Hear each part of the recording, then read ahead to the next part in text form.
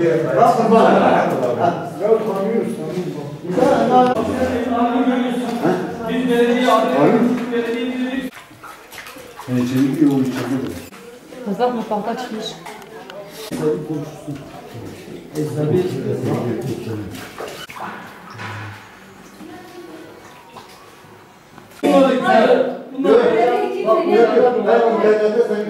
4 saattir belediye aradık, bak belediye gelmedi.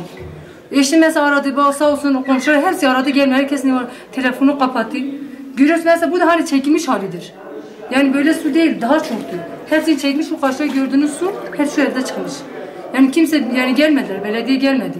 Ay yeni gördünüz siz, yeni gelmiş diyor ki sabahtan beri arasaydınız. 4 saattir bu su içindeyiz. 3 tane çocuğu tabağı göndermişim komşulara. Yani belediye bize bir yardımcı olmadı.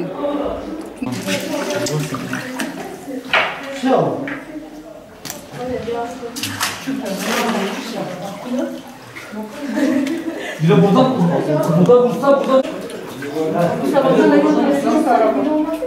ki bize dedi biz yarın sabah geliyoruz. Yerin olayını siz kendiniz görmüşsünüz. Biz bütün birimlere haber verdik. Herkes bizi kulak arkası yaptı. Yani böyle bir saçmalık, böyle bir şey olmaz. Diyeceğimiz şey vardı, boğuluyordu, çıkardık. Ev sahibi ameliyat olmuştu, biz de omuzumuza aldık, zor bela çıkardık. Çocuk boğuluyordu, biz burada zor çıkardık.